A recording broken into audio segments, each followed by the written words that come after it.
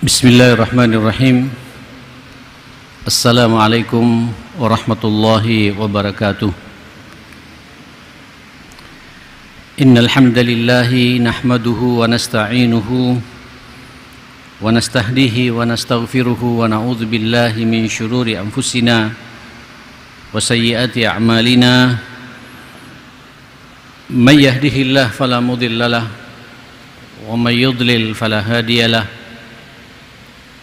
Wa ashhadu an la ilaha illallah wahdahu la syarikalah wa ashhadu anna sayyidana wa habibana wa imamana wa qurrata a'yunina Muhammadan abduhu wa rasuluh arsalahu Allahu rahmatan lil alamin. Allahumma salli wa sallim wa barik ala hadzal nabiyyil karim wa ala alihi wa sahbihi wa man sara ala nahjih wattaba'a sunnatahu ila yaumiddin. Ya ayyuhalladzina amanu taqullaha haqqa tuqatih wa la tamutunna illa wa antum muslimun. Allahumma inna hadha iqbalu laylik wa idbaru naharik wa aswatu du'atik faghfir lana jami'an ya rabbal alamin. Allahumma inna nas'aluka fahman nabiyyin wa hifdzal mursalin wa ilhamal malaikatil muqarrabin. Allahumma inna na'udzubika min an nusyrika bika syai'an na'lamuh wa nastaghfiruka lima la na'lamuh. Allahumma inna nas'aluka al-ikhlas was-sidqa fil qawli wal 'amali.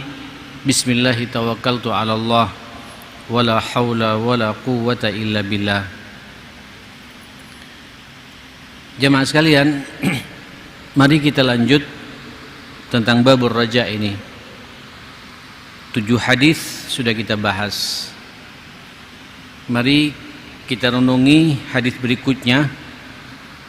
Wa an Abi Hurairah radhiyallahu anhu qala Rasulullah sallallahu alaihi wasallam lamma khalaqallahu al-khalqa kataba fi kitab wa huwa indahu fawqal arsh inna rahmati taghlibu ghadabi wa fi riwayah ghalabat ghadabi wa fi riwayah ukhra sabaqat ghadabi muttafaqun alaih. Nabi sallallahu alaihi wasallam bersabda, ketika Allah menciptakan makhluk di dunia ini atau menciptakan seluruh makhluknya, Allah kemudian menetapkan pada kitabnya di Lauhil Mahfuz di atas arsy Allah Subhanahu wa taala, seakan-akan Allah memproklamirkan dirinya dan ditulis di Lauhil Mahfuz oleh Allah Subhanahu wa taala. Apa ketentuan dan ketetapan Allah itu? Sesungguhnya, ini menarik jemaah sekalian, inna rahmati, sesungguhnya rahmatku, kasih sayangku itu mengalahkan murkaku. Ya, bayangkan Bapak, kalau kemudian murka Allah itu mengalahkan rahmatnya, mungkin habis kita semua jamaah sekalian. Inilah Pak yang membuat muncul sifat raja dalam kehidupan kita. Kita ini manusia dengan syahwat yang kita miliki, setan yang 24 jam ingin menggoda kita. Tidak ada satupun di antara kita jamaah sekalian yang tidak bermaksiat kepada Allah, yang kemudian bisa lepas dari perbuatan dosa ini. Bayangkan bagaimana kalau kita berbuat dosa Pak, langsung dieksekusi oleh Allah. Itu sama Allah Pak, dengan rahmatnya dibiarkan manusia itu.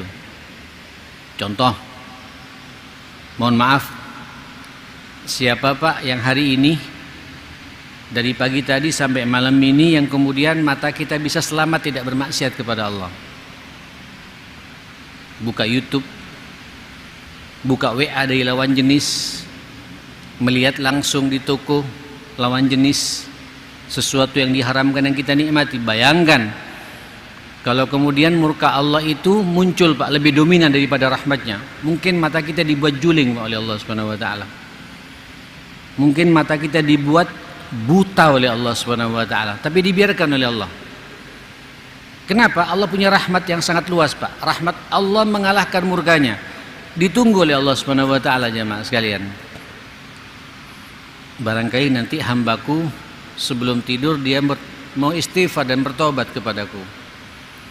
Sambian mengucapkan Pak, astaghfirullahalazim wa atubu ilaih min kulli dzambin azim. Langsung Pak, dosa yang sampean perbuat dihapus oleh Allah Subhanahu wa taala.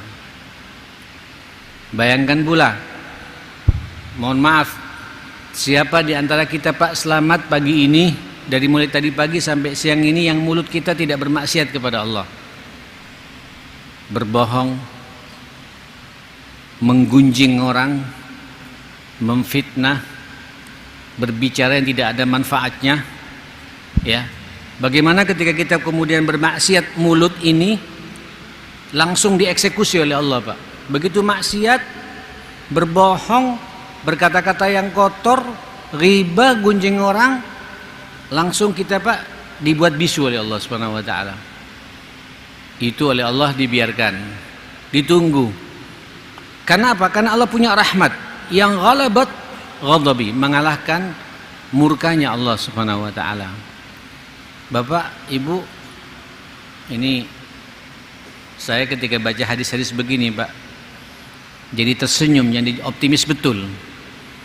Ya. Bahkan kalau kita lupa malam ini tidak istighfar dan taubat kepada Allah, ditunggu oleh Allah. Barangkali besok dia mau kembali kepadaku. Besok sampean lupa Pak, ditunggu lagi Pak. Barangkali hari Jumat, Sayyidul Ayyam, sampean mau istighfar dan bertobat kepada Allah. Barangkali nunggu Ramadan, sampai nanti terakhir pas nazak Pak, sebelum nazak sampean sadar istighfar, masih diterima oleh Allah Subhanahu wa taala.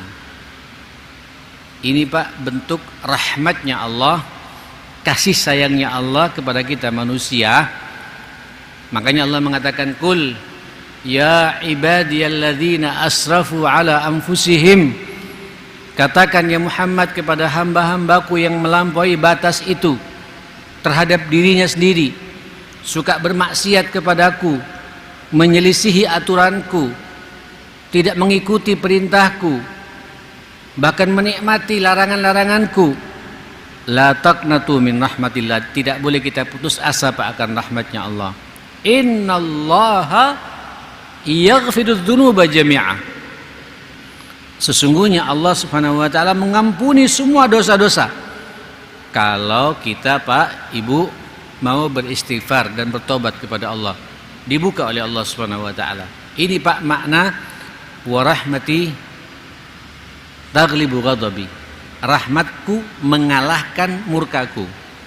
Bukan murkanya Allah Pak mengalahkan rahmatnya Allah, tapi rahmatnya Allah mengalahkan murkanya jemaah sekalian. Alhamdulillah, summa alhamdulillah. Inilah kita bersyukur punya Allah yang maha pengasih, maha penyayang, ar-Rahman, ar-Rahim, yang punya sifat Ghaffar, Ghafur. Ini sering berkali-kali saya sampaikan. Bahkan ada sifat khusus namanya Tawwab, yang maha penerima taubat.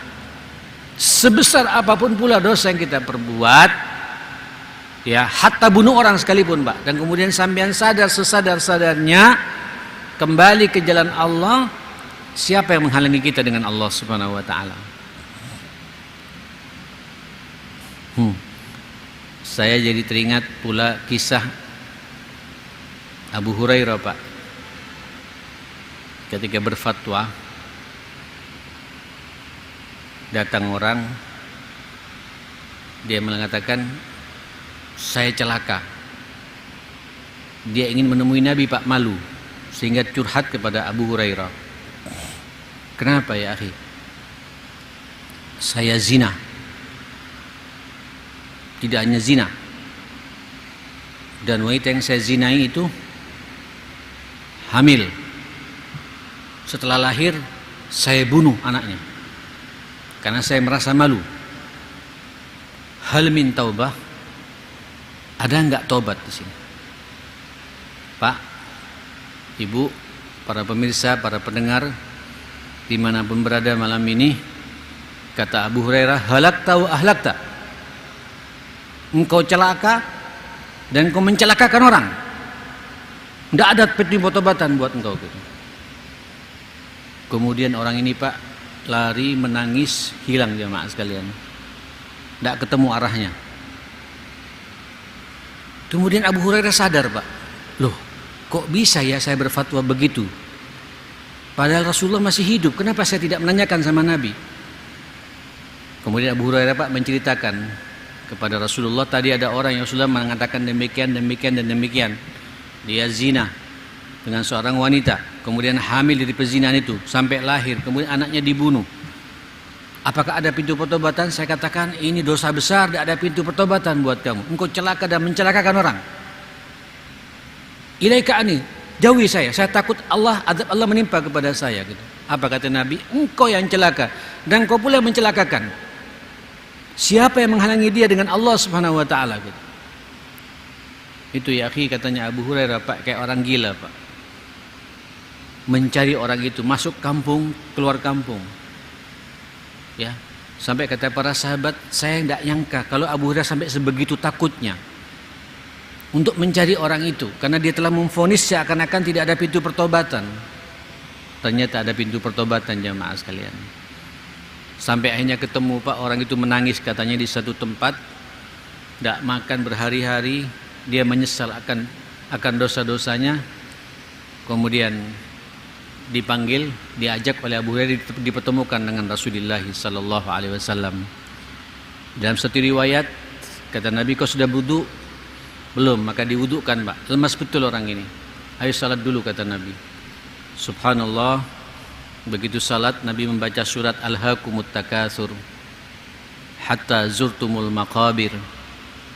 Kalla sawfa ta'lamun thumma kalla sawfa ta'lamun. Kalla law ta'lamuna ilmal yaqin latarawunnal jahim thumma latarawunnaha 'ainal yaqin thumma latus'alunna yawma idzin 'anin na'im. Silakan sampean lihat Pak terjemahan ayat ini. Ini orang Pak, karena orang Arab ya, sadar akan apa yang menimpa dirinya. Bertahun-tahun dia terlibat dengan kenikmatan dunia dan dia sadar menuju Allah, dia taubat-taubatan nasuha, gemetar Pak, jatuh ngeblak terus meninggal dunia gitu. Ketika salam Nabi mengatakan, kalau ingin tahu calon penghuni surga, lihatlah orang ini gitu. Allahu Akbar. Pak, para hadirin, sampean bukan pezina, sampean juga bukan pembunuh orang, ya, sampean juga bukan orang yang pelaku syirik kepada Allah Subhanahu wa taala. Maka kita harus lebih optimis lagi jemaah sekalian. Rahmat Allah terbuka bagi kita jemaah sekalian. Jadi kalau sampai ada dosa-dosa, segera Pak kembali kepada Allah Subhanahu wa taala. Karena salah satu sifat Allah itu Rahman Rahim, artinya dzu rahmah. Sangat luas rahmatnya untuk diberikan kepada kita. Selama kita mau mengakui kesalahan-kesalahan dan dosa yang kita perbuat, siapa yang menghalangi kita dengan Allah Subhanahu. Bahkan katanya jemaah sekalian, Allah tersenyum Pak. Allah tertawa manakala ngelihat kita sebagai hambanya mengakui akan kesalahannya, mengakui akan kekerdilan dirinya, minta ampun kepada Allah Subhanahu wa taala. Maka semua dosa-dosa kita akan diampuni atas rahmat Allah Subhanahu wa taala. Allahu Akbar. Ini Pak baru rahmat Allah di dunia. Mari kita lihat hadis berikutnya jemaah. Ini menarik jemaah sekalian. Hadis yang ke-9. Wa anhu, juga dari Abu Hurairah, dari sahabat Abu Hurairah radhiyallahu anhu, sami'tu Rasulullah sallallahu alaihi wasallam yaqul, saya mendengar Rasul bersabda demikian sallallahu alaihi wasallam, ja'alallahu rahmatan mi'atu juz'in. Sebenarnya Pak, Allah memiliki rahmat ini ada 100 bagian rahmatnya Allah Subhanahu wa taala. Jadi jumlah rahmatnya Allah Pak yang Allah miliki ini ada 100 banyaknya jemaah sekalian. Fa amsaka indahu tis'atun wa tis'in, disimpan oleh Allah 99. Wa anzala fil ardi juz'an wahida, yang diturunkan ke dunia ini Pak baru satu rahmatnya Allah.